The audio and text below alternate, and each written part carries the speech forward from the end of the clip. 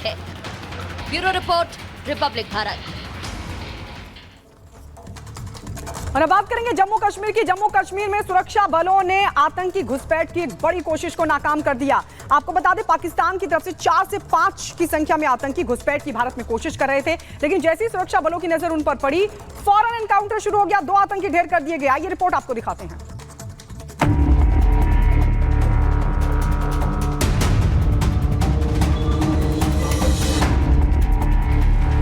जम्मू कश्मीर के उरी सेक्टर में चल रहे घुसपैठ विरोधी अभियान के दौरान रविवार को सुरक्षा बलों ने 2 आतंकवादियों के शव, हथियार और गोला बारूद बरामद किए। इलाके में ऑपरेशन अभी जारी है। नियंत्रण रेखा पर सुरक्षा बलों ने सीमा पार से घुसपैठ की कोशिश कर रहे आतंकवादियों के एक समूह को चुनौती दी थी और उन्हें निशाना बनाकर गोलीबारी की थी। सेना के अधिकारियों के माने तो जवानों ने शनिवार को उत्तरी कश्मीर के उरी सेक्टर के गोहालान इलाके में नियंत्रण रेखा के पास संदिग्ध गतिविधि देखी। चुनौती दिए जाने पर आतंकवादियों ने गोलीबारी शुरू कर दी, जिसके बाद सेना को जवाबी कार्रवाई शुरू करनी पड़ी। दोनों तरफ से कुछ देर तक गोलीबारी हुई, जो अब बंद हो गई है। इस ऑपरेशन में 2 आतंकवादी मारे गए, लेकिन उनके शव तुरंत बरामद नहीं किए जा सके क्योंकि ये इलाका LOC के करीब था। इससे पहले उत्तरी कश्मीर के सोपोर में 19 जून को आतंकवादियों और सुरक्षा बलों के बीच मुठभेड़ हुई थी। इस एनकाउंटर में भी 2 आतंकवादी मारे गए थे। आपको बता दें, 9 जून को जम्मू कश्मीर के रियासी में आतंकवादियों ने तीर्थयात्रियों को लेकर वैष्णो देवी जा रही एक बस पर घात लगाकर हमला किया था। ड्राइवर को गोली लगने के कारण बस बेकाबू होकर गहरी खाई में गिरी थी। इस आतंकी हमले में 9 श्रद्धालुओं की मौत हो गई थी। 30 से अधिक लोग घायल भी हुए थे। इसके बाद 2 दिनों के अंदर जम्मू रीजन में सिलसिलेवार कई आतंकवादी घटनाएं हुई। आज बॉर्डर एरियाज में ड्रग स्मगलिंग की नई चुनौतियां हमारे सामने आ रही। इसके जरिए सिर्फ टेरर एक्टिविटीज की फंडिंग ही नहीं हो रही, बल्कि हमारी युवा शक्ति को बर्बाद करने की एक साजिश की जा रही। समाज को तोड़ने का कुत्सित प्रयास हो रहा है। आपकी तत्परता, आपका हौसला और आपकी ताकत इस बड़े खतरे से सबको बचाए। आप इसका जवाब बने, ये मेरी कामना है। केंद्रीय गृह मंत्री अमित शाह ने इस सिलसिले में बीते दिनों अधिकारियों के साथ बैठक कर सुरक्षा स्थिति का जायजा लिया था। उन्होंने अधिकारियों को आतंकियों के खिलाफ कठोर कार्रवाई का निर्देश दिया था। सुरक्षा बल पूरे जम्मू कश्मीर में एंटी टेरर ऑपरेशन चला रहे हैं। पिछले 2 हफ्ते में अलग अलग मुठभेड़ों में आधा दर्जन से अधिक आतंकवादी मारे जा चुके हैं। Bureau report, Republic Bharat.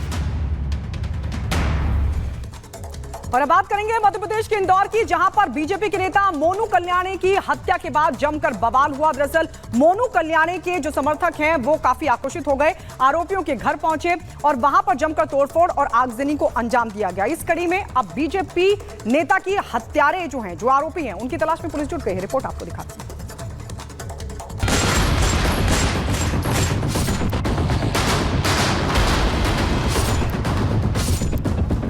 Madhya Pradesh के इंदौर में आपसी रंजिश बीजेपी नेता मोनू कल्याणी की हत्या की वजह बन गई। वारदात जेल रोड स्थित चिमन बाग चौराहे पर हुई, जब मोनू कल्याणी भगवा बाइक रैली के लिए होर्डिंग पोस्टर लगवा रहे थे। इसी दौरान पीयूष और अर्जुन नाम के 2 बाइक सवार बदमाशों ने मोनू पर कई राउंड फायरिंग कर मौत के घाट उतार दिया। मोनू की हत्या जिन बदमाशों ने की, वो उनके घर के आसपास ही रहते हैं। इंदौर विधानसभा की राजनीति में दखल रखने वाले मोनू कल्याणी की गिनती कैलाश विजयवर्गीय के बेटे पूर्व विधायक आकाश विजयवर्गीय के खास लोगों में होती है। मोनू कल्याणी बीजेपी युवा मोर्चा के नगर उपाध्यक्ष थे।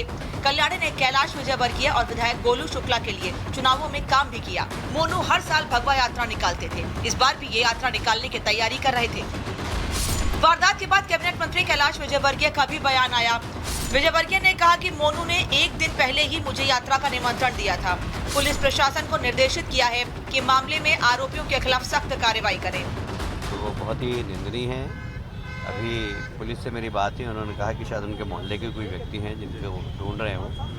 अभी मैं उसके बारे में कोई टिप्पणी नहीं कर सकता, पर हमारा बहुत ही आत्मीय कार्यकर्ता था और आज तो उसने भगवा यात्रा निकालता हर साल। वो कल ही मुझे निमंत्रण देने आया था। वो बहुत दमदार कार्यकर्ता था और वाल्मीकि समाज में बहुत अच्छा काम करता था। आज उसकी मौत के जिम्मेदार लोगों के खिलाफ पुलिस प्रशासन अच्छी कार्रवाई कर रही है हमारी। मोनू कल्याणी की हत्या के बाद गुस्साए परिजन और समर्थक सड़कों पर उतर आए और देर रात बड़ी संख्या में थाने पहुंच गए। इतना ही नहीं, समर्थकों ने हत्या के आरोपी के घर पर आगजनी के साथ ही गाड़ियों में तोड़फोड़ की। तस्वीरों में आप देख सकते हैं कि कैसे गुस्साए समर्थक हाथों में लाठी डंडे लेकर गाड़ियों में तोड़फोड़ कर रहे हैं। भारी बवाल और बढ़ते तनाव को देखते हुए पूरे इलाके में पुलिस बल तैनात किया गया है। दोनों आरोपियों की गिरफ्तारी के लिए क्राइम ब्रांच सहित अलग अलग टीम बनाई गई है, जो देर रात से ही आरोपियों को पकड़ने के लिए कई ठिकानों पर दबिश दे रही है। Bureau report, Republic Bharat.